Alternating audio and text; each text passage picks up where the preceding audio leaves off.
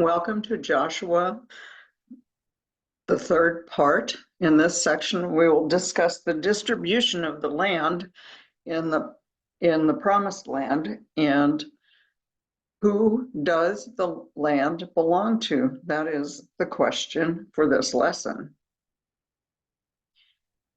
So this week when I was watching television, a commercial came on, and it reminded me how we tell stories and retell good stories over and over again. Think about Arthur and the Knights. You can tell I was seeing a Round Table commercial. And Excalibur and Merlin and all of the good stories that go with that. And then even the movies like The Ten Commandments with Charlton Heston and Yul Brynner and some of the actors like that from time gone by, we have just told these stories over and over again. And that is what Joshua is like. And the book of Joshua is telling the stories of coming into the promised land, and it's told over and over again.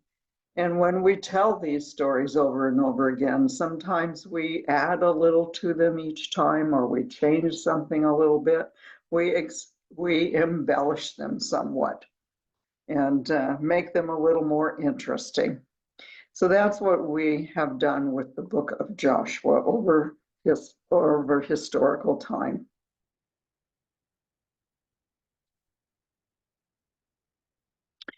And I wanted to go back to the first lesson that we had about the historical books and take a look again at how they're written, that they're a unique kind of narrative, and some of the features that we come across that might be a little difficult to interpret.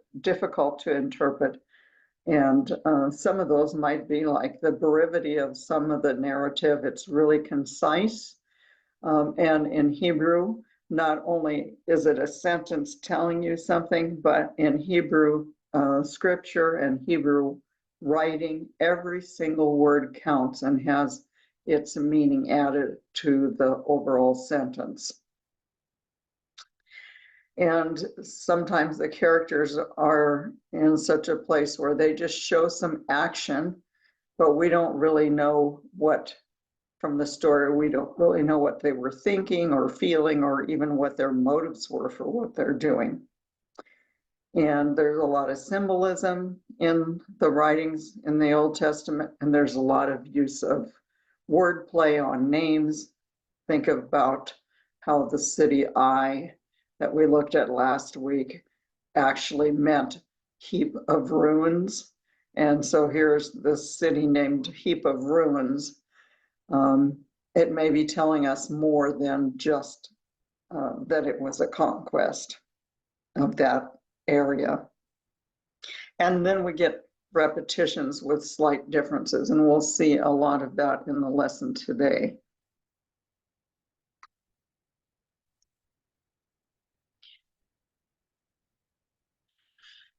Narrative gaps is another thing.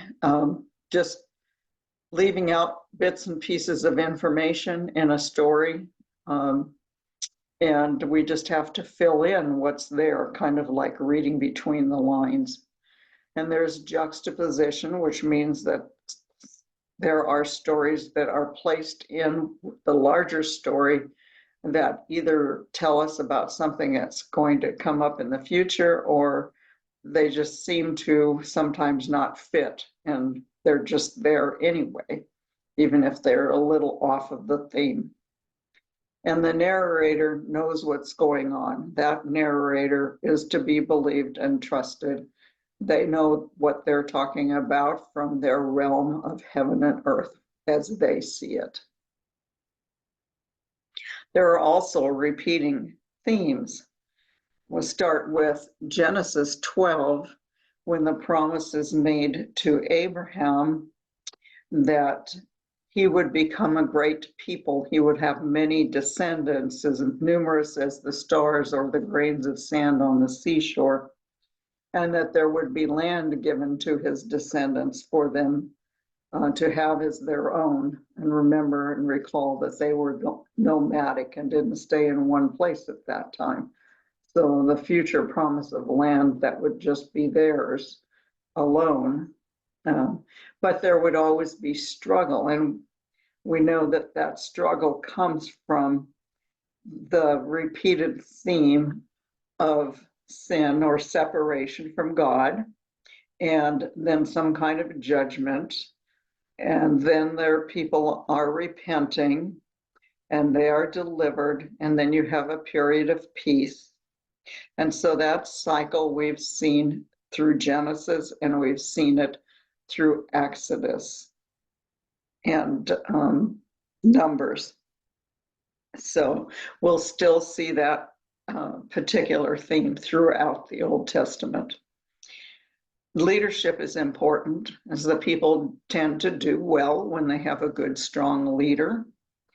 Moses was a good, strong leader, and Joshua was a good, strong leader. So when they're following a good leader, they tend to do better and not get sidetracked from their faithfulness to God.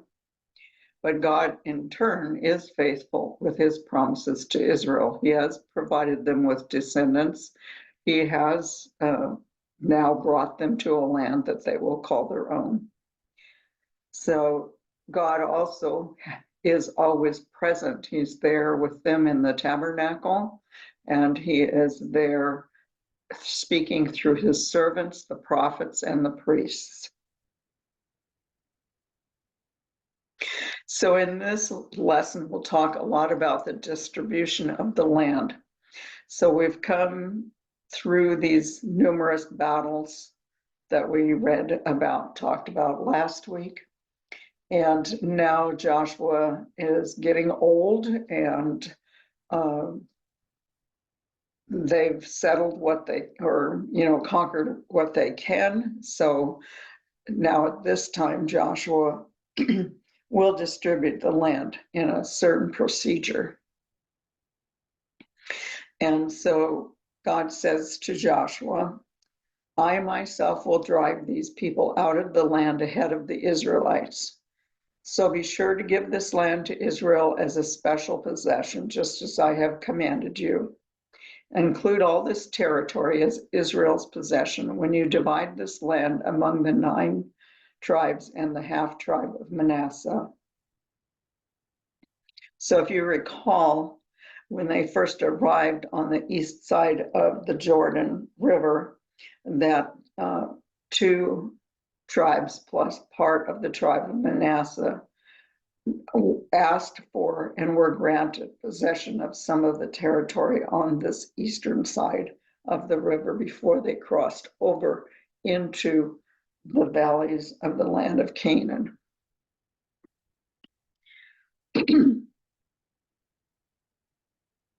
And continued, Moses had already given a grant of land to the 2.5 tribes on the east side of the Jordan River, but he had given the Levites no such allotment.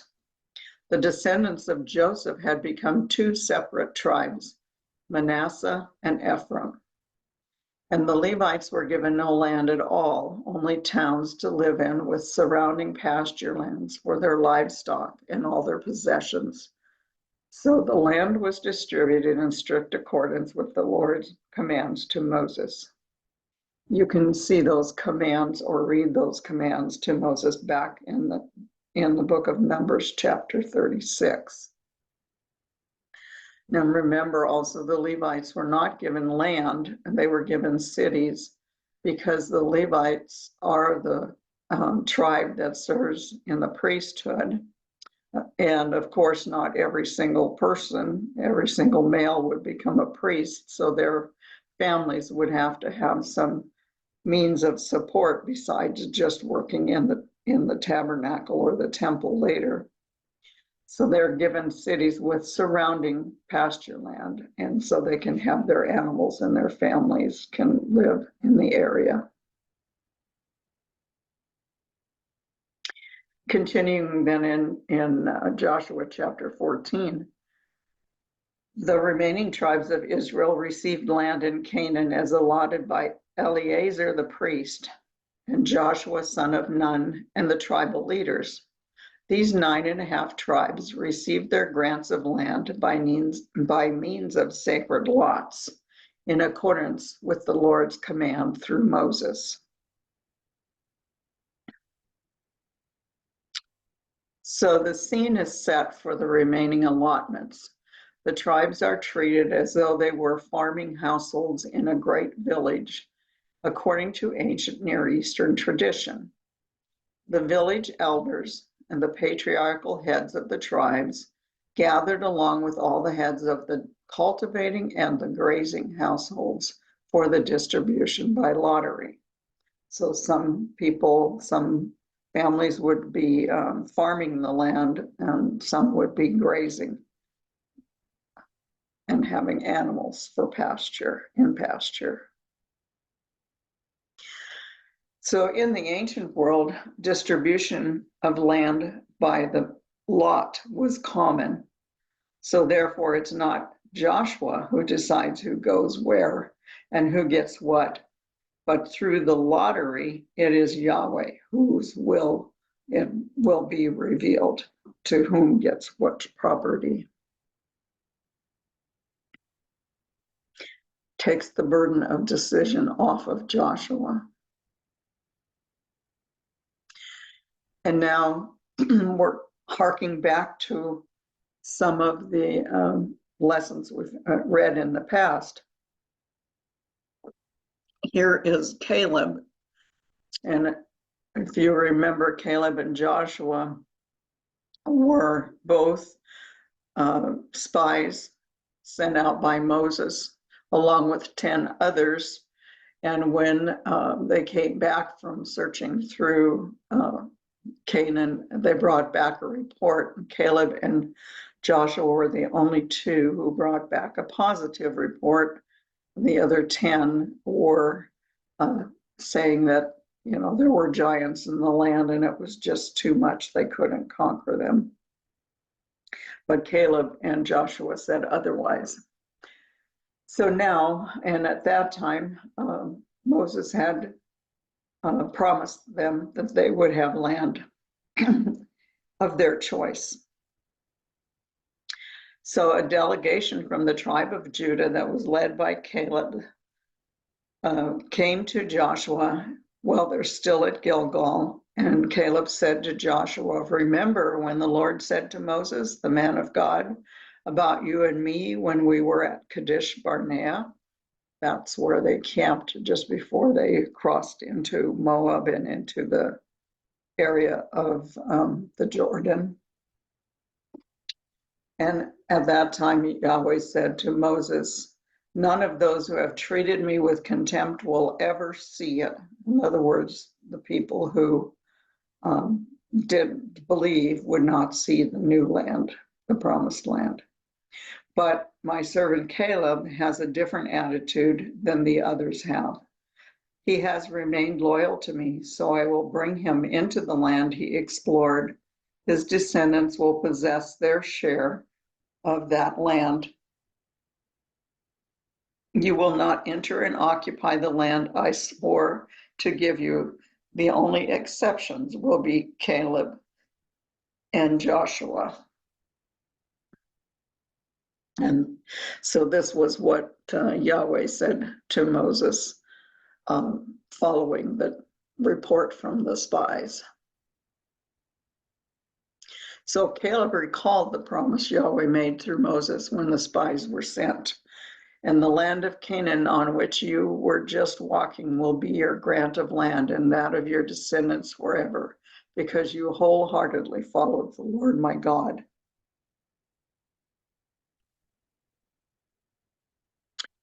And then it continues, so Joshua blessed Caleb, and he gave Hebron to him as his portion of land. And Hebron still belongs to the descendants of Caleb, because he wholeheartedly followed the Lord, the God of Israel. So when it's saying, and it still belongs to the descendants of Caleb, we're looking from the perspective here of the scribes who are writing in about the 500s BCE, and they're recording what has happened in the past. So they're saying that this particular plot of land that was granted around Hebron still belonged to the descendants of Caleb at that time. And from there, Caleb went to fight against the people living in the town of Debir.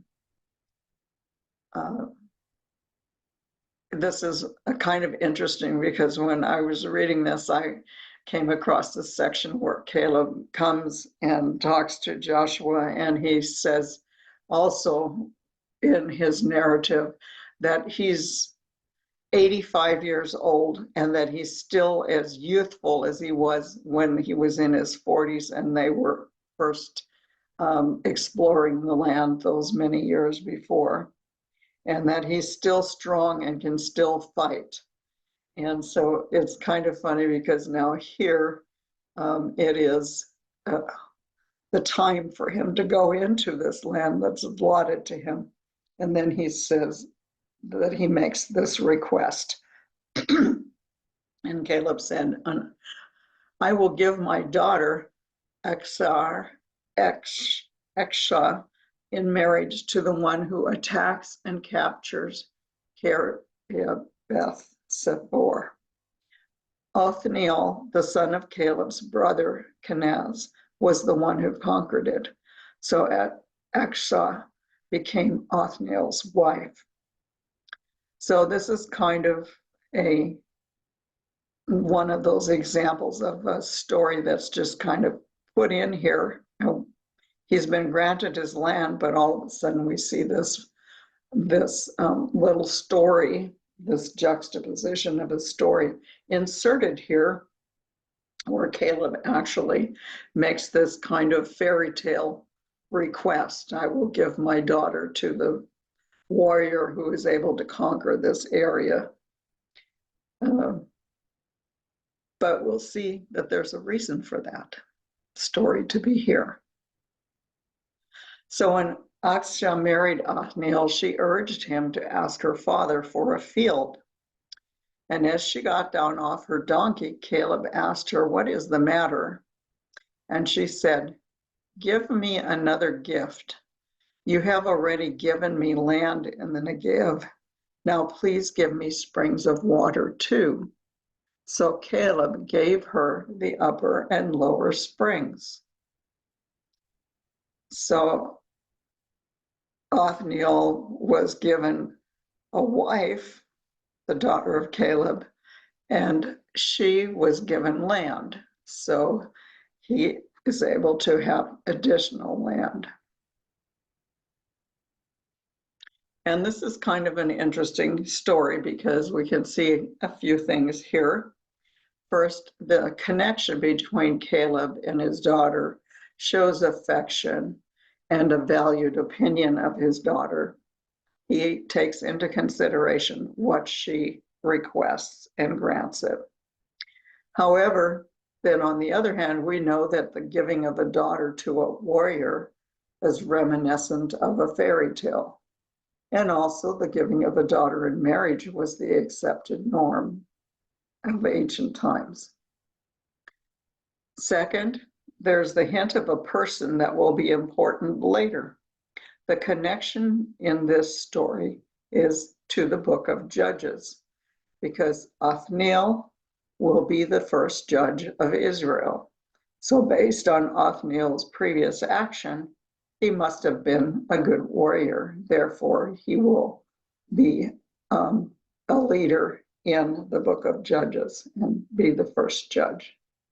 So we brought a little bit of a forecast of what was to come in the book of Judges here.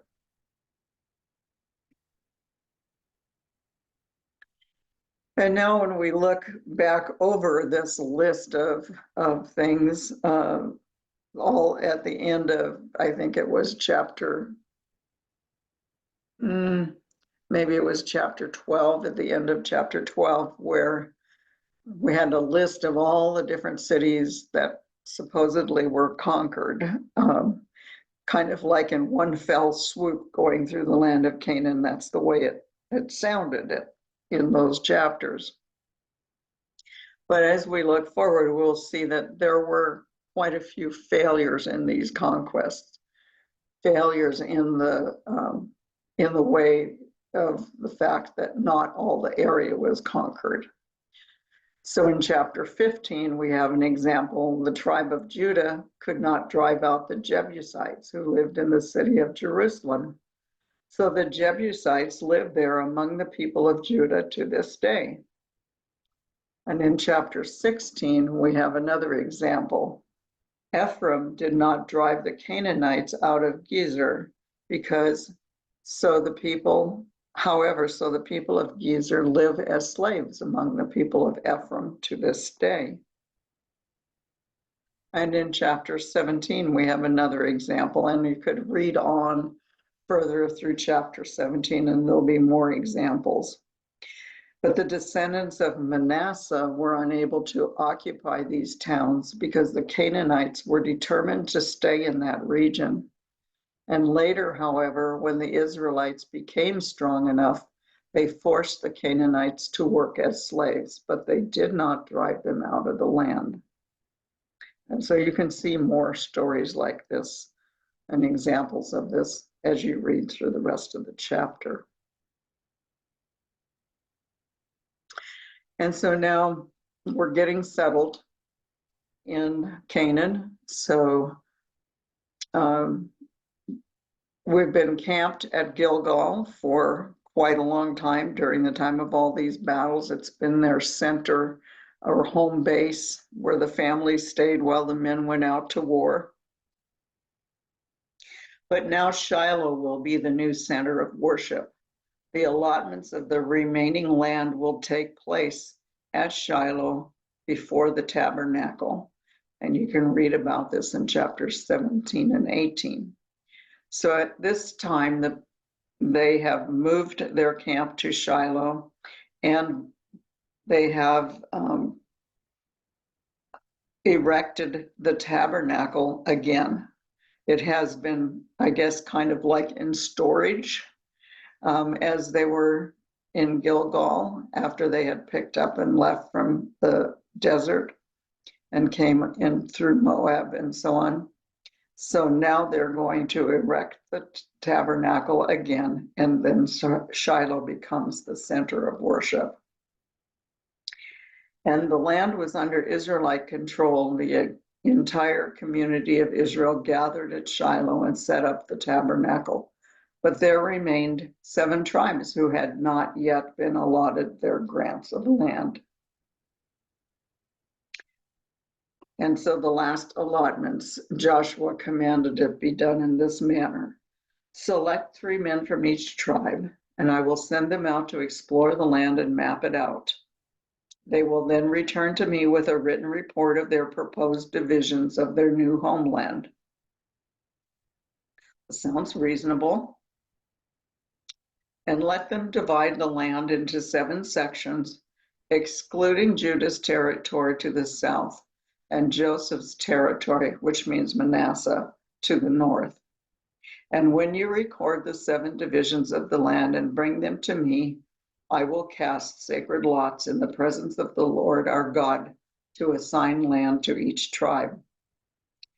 So a reminder here that Judah is the line of David and Jesus and is favored, as is Joseph, who was Jacob's favorite son by his beloved wife Rachel, whom, if you recall the story, Jacob went to work for his uncle Laban, and then he thought he was marrying Rachel, but instead he was marrying Leah, and then he had to work an additional 7 years for Rachel, and she was his favorite wife, and so the birth of her child, Joseph, that was his favorite son. So the 2 tribes of Judah and Manasseh, the descendant of Joseph, they are favored, and they receive, you will see later on the map, they receive the larger land grants in some of the prime areas. So we're fulfilling the promise here in Numbers 22 and 27 if you reread this section, you'll find the story again of how Hepher, the son of Gilead, had no sons. He only had 5 daughters, and it gives their names here. And the women had come to Eleazar the priest, Joshua, son of Nun, and the Israelite leaders, and said that, reminding them that Moses had granted them the land along with the men from the tribe. So Joshua gave them a grant of land along with their uncles as the Lord commanded.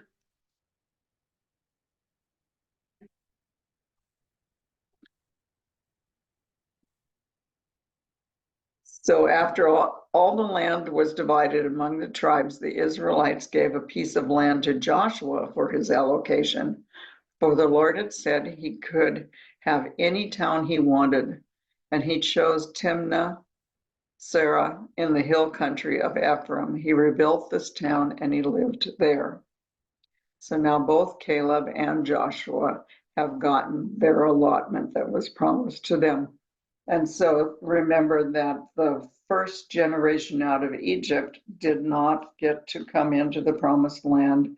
Instead, it was their adult children who were brought into the promised land and received this inheritance of properties.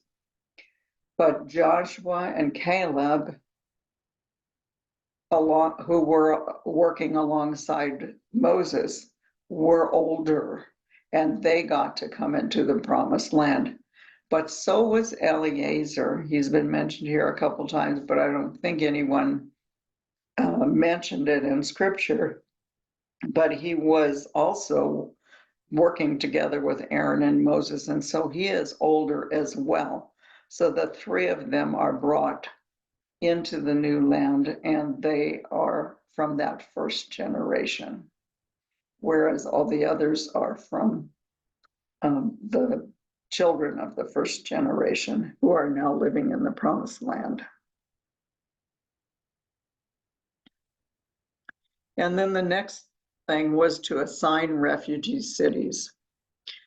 And so in chapter 20, we see this, and the Lord said to Joshua, now tell the Israelites to designate the cities of refuge as I instructed Moses.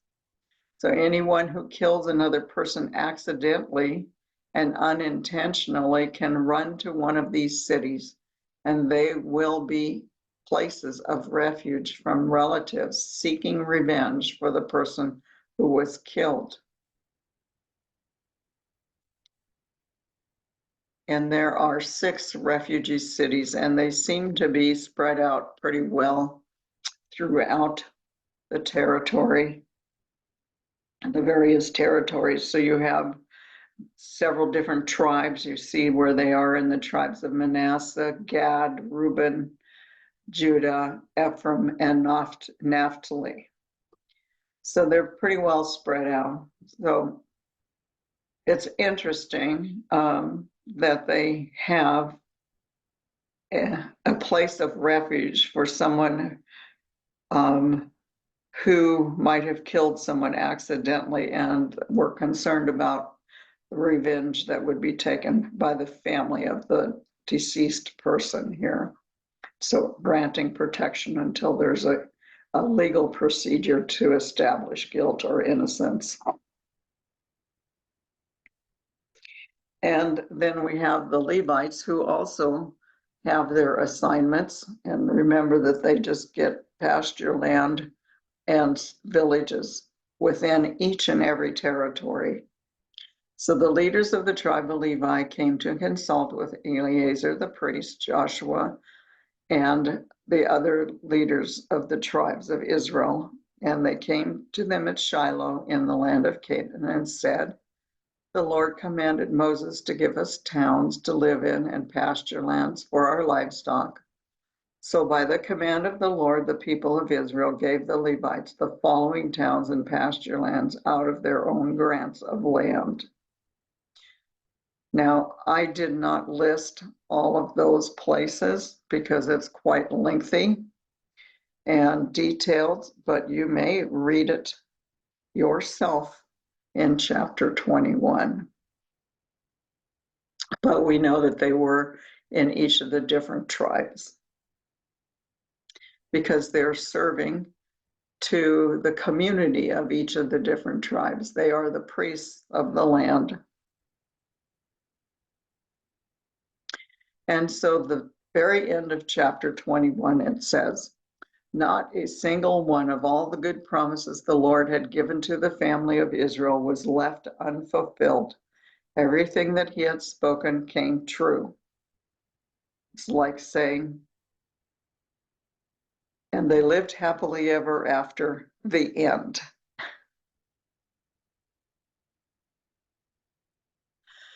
But they didn't necessarily live happily ever after. We know that that is a fairy tale. So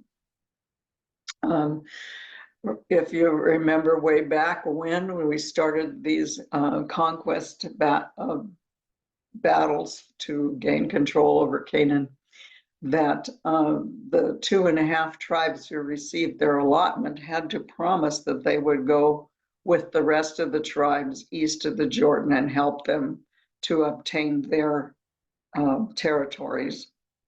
So now that the territories are conquered, these 2.5 tribes of the warriors are now going to go back home to the western side, I'm sorry, the eastern side of the Jordan, and go back to the lands that were given to them and settle in.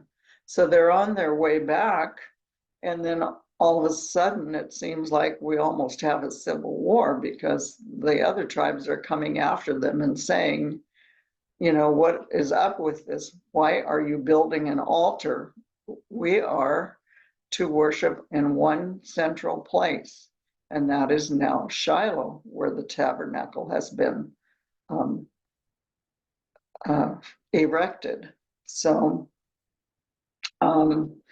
we're having to have a little serious confrontation.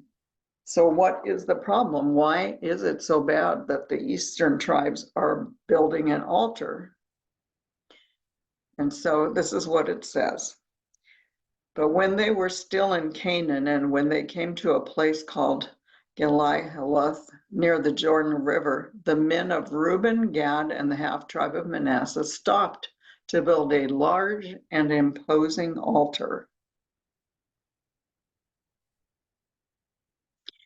And so the men who had chased after them are asking, what is the meaning of this? And this is the reply from the 2.5 tribes. They're saying, the truth is that we have built this altar because we fear that in the future your descendants will say to ours, in other words, the eastern tribes will say to, or the western tribes will say to these 2.5 tribes on the east, what right do you have to worship the Lord, the God of Israel? The Lord has placed the Jordan River as a barrier between our people and you, people of Reuben and Gad. You have no claim to the Lord. So your descendants may prevent our descendants from worshiping the Lord. So we decided to build the altar, not for burnt offerings or sacrifices, but as a memorial. It will remind our descendants and your descendants that we too have the right to worship the Lord at his sanctuary with our burnt offerings, sacrifices, and peace offerings. And then your descendants will not be able to say to ours, you do not have a claim to the Lord.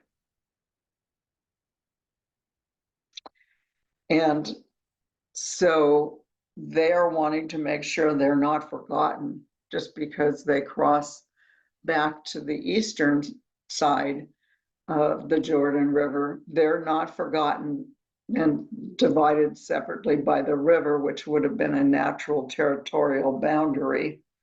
but that they're still part of the unit of Israel, even though they're further away from the central place of worship at Shiloh. And this command to worship in one place is written in Deuteronomy 12, where it said, "Your pattern of worship will change. Today, all of you are doing as you please, because you have not yet arrived at the place of rest, the land the Lord your God is giving you as your special possession. But you will soon cross the Jordan River and live in the land the Lord your God is giving you. And when he gives you rest from all your enemies and you're living safely in the land, you must bring everything I command you, your burnt offerings, your sacrifices, your tithes, your sacred offerings, and your offerings to fulfill a vow to the designated place of worship, the place the Lord your God chooses for his name to be honored. And when he gives you rest from all your enemies and you're living safely in the land," I think I wrote this twice. Okay, so pardon me, I guess I have two slides that are the same. Anyway, we know that the new designated place, the one place of central worship, is now Shiloh, and that the burnt offerings and so on will be there. But the altar that the 2.5 tribes erected was meant to be as a reminder, not as a place where they would offer sacrifice and so on. But it's really a memorial and a reminder that they are part of the other tribes. So that was clarified then for the tribes on the eastern side. And it reminded me of this verse in Hosea 6, where the prophet Hosea reminds the people that God desires mercy, not sacrifice, an acknowledgement of God rather than burnt offerings. And here is a map of the division of the land, and you will see that Judah down here has some pretty prime land. It has some hilly territory, and it has access to the Mediterranean. These tribes have access to the Mediterranean. Manasseh is split in half, so half on this side, which seems like it would be a little better land, because in the hilly area you have water and grazing, and then you have valleys and lowlands. And this larger section extends out into the desert. But they do get bigger larges of territory, and Judea gets a large area, and it is not really long into the history of the Israel that Simeon loses a good share of its land and it is absorbed into Judah, so therefore it even becomes larger.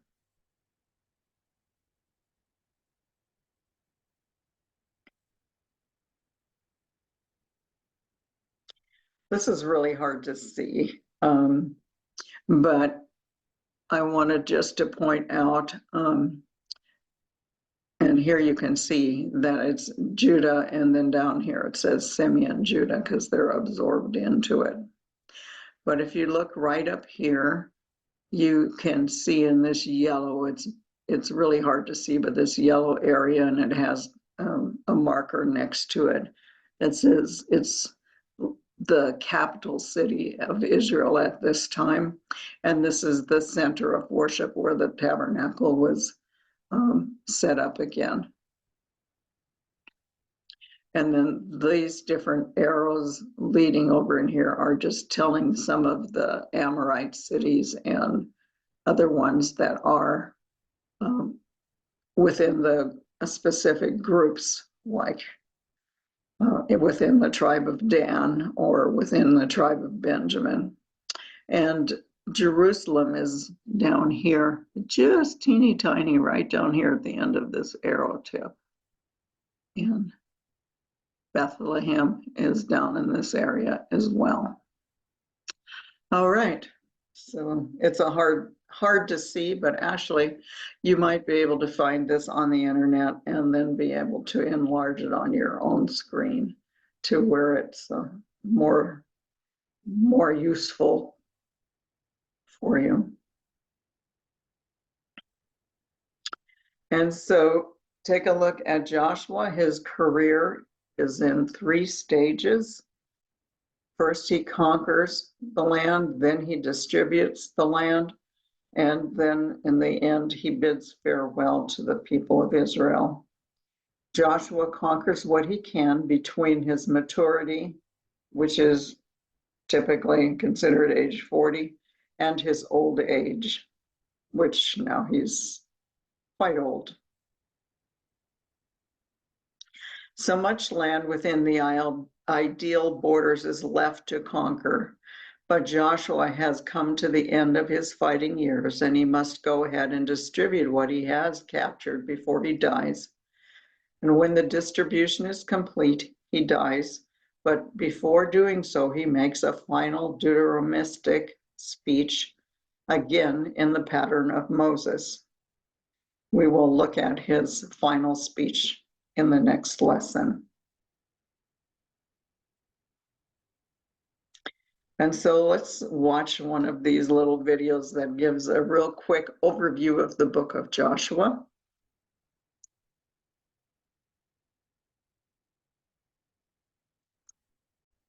The book of Joshua.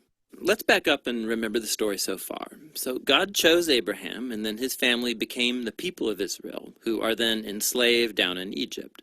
And so through Moses, God rescued Israel out of Egypt. He made a covenant with them at Mount Sinai, and he brought them through the wilderness. So Israel then camped outside the promised land, and Moses called them to obey God's commands so that they could show all the other nations what God is like. The book of Joshua picks up right after Moses has died and Israel's ready to enter the land. So the story of Joshua is designed with 4 main movements. Joshua first leads Israel into the promised land, and then once they're there, they meet all this hostility from the Canaanites. Ends, and that's the book of Joshua. Oh my goodness. Let's just start this over again here.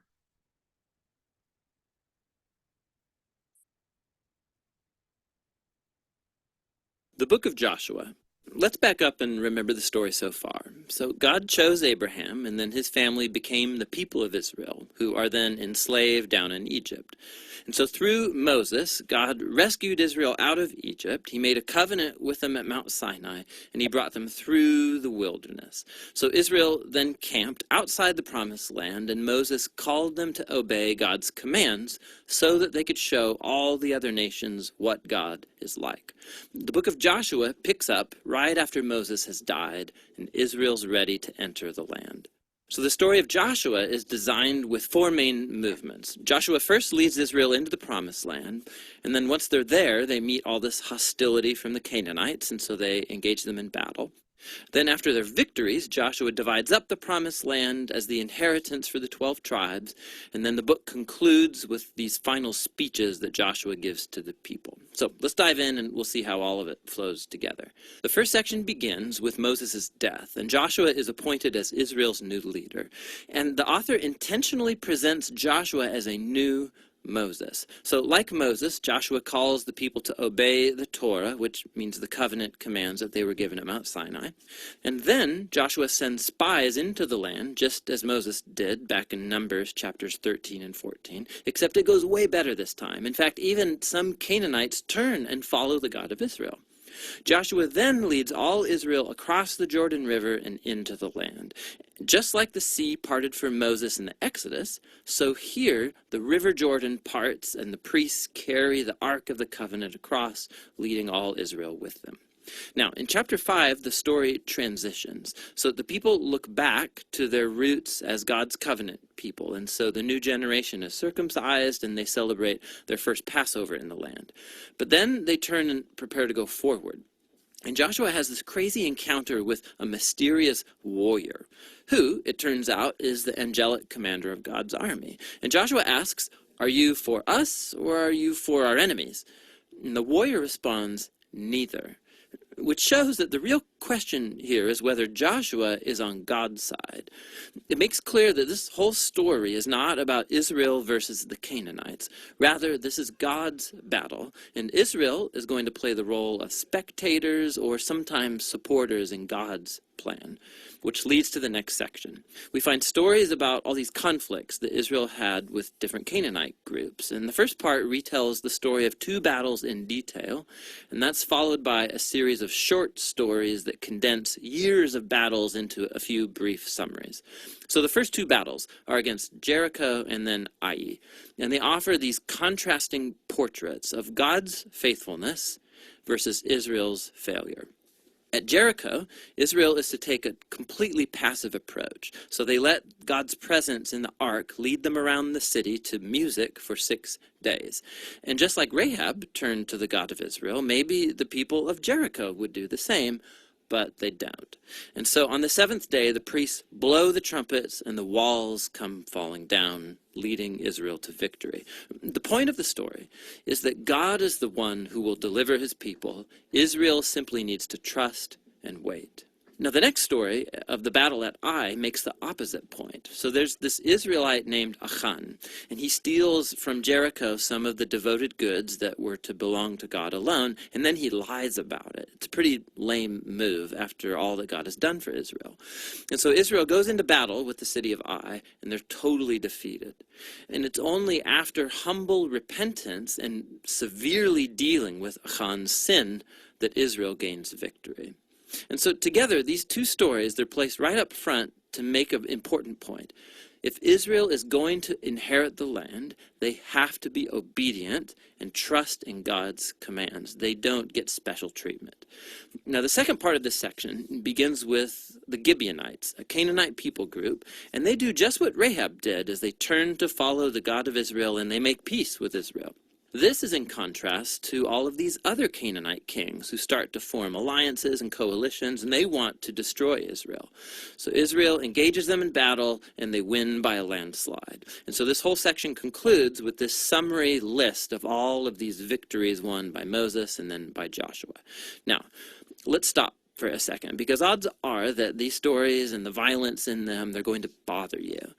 And if you're a follower of Jesus, you're bound to wonder, like, didn't Jesus say to love your enemies? Why is God declaring war here? So first, why the Canaanites? The main reasons are actually given earlier in the biblical story. It's that the culture of the Canaanites had become extremely morally corrupt, especially when it comes to sex. Go check out Leviticus chapter 18. And they also widely practiced child sacrifice. Go see Deuteronomy chapter 12. And so God didn't want these practices to influence Israel. The Canaanites had to go. Which raises the second question. Did God actually command the destruction of all the Canaanites, like a genocide? So at first glance, you look at the phrases used in these stories. They totally destroyed them. They left no survivor or anything that breathed. But when you look a second time more closely, you'll see that these phrases are clearly hyperbole and not literal. So go back to the original command about the Canaanites in Deuteronomy chapter 7. Israel is first told to drive out the Canaanites, but then to totally destroy them. And then that's followed by commands to not intermarry with them or enter into business deals with them. So you can't marry someone that you've destroyed. I think you get the point. The same idea applies to the stories in Joshua. Look closely. So for example, we're told in Joshua chapter 10 that Israel left no survivors in the cities of Hebron or Debir. But then later in chapter 15, we see these towns and they're still populated by Canaanites. And so what we're seeing is that Joshua fits in with other ancient battle accounts by using non-literal hyperbolic language as part of the narrative style. And so the word genocide doesn't actually fit what we see here, especially in light of the stories about the Canaanites who did turn to the God of Israel, like Rahab or the Gibeonites. God was open to those who would turn to him. The last thing to think about is that these stories mark a unique moment in Israel's history. These battles were limited to the handful of people groups living in the land of Canaan. With all other nations, Israel was commanded by God to pursue peace. Go read Deuteronomy chapter 20. And so the purpose of these battle stories was never to tell you, the reader, to go commit violence in God's name.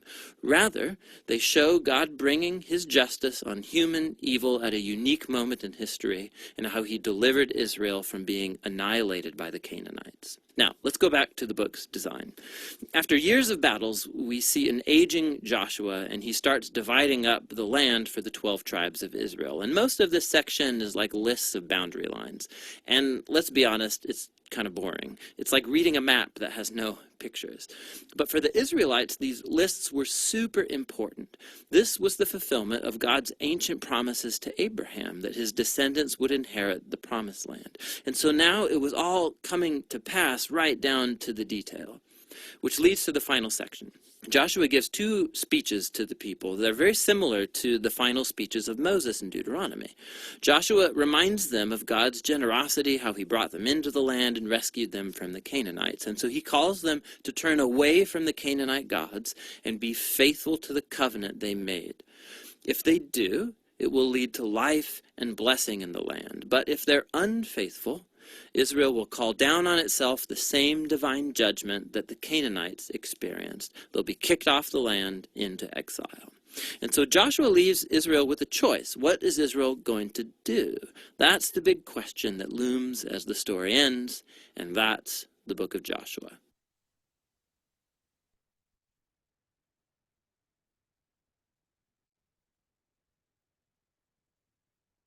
All right, I hope you enjoyed that little overview and give you a lot of broad information as a review.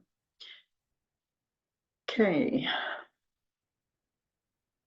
Our suggested reading for next week is chapters 23 and 24, where we come to a conclusion of the life of Joshua, and the beginning of the books of Judges, where we meet the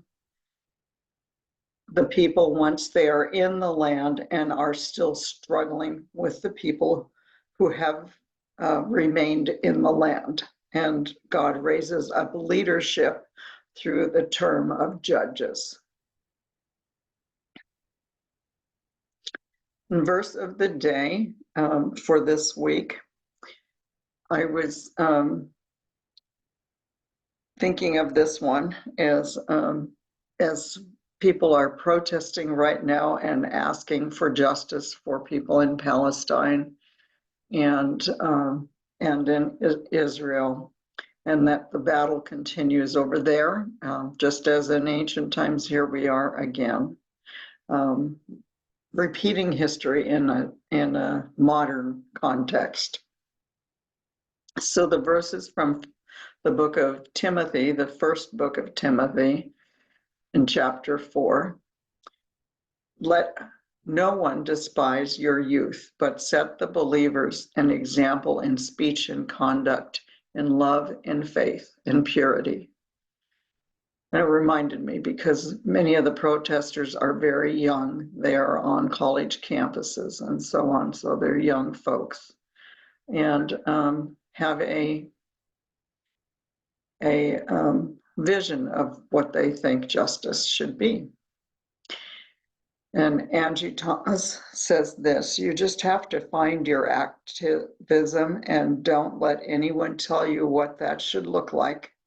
If you're doing the work and you're getting someone to think, you're on the right path.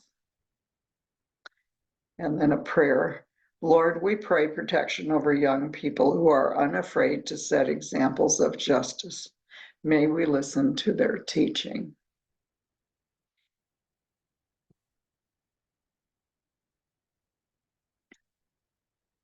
And of course, we always have to have some kind of humor at the end of the lesson. And so I found this one, which says, after his success at Jericho, Joshua walked around Lola 7 times, hoping to bring down her wall of utter indifference. And I think it's kind of cute. She's standing there filing her nails like, oh, whatever. So have a good week, and I hope you will join me back again next week for the introduction to the book of Judges.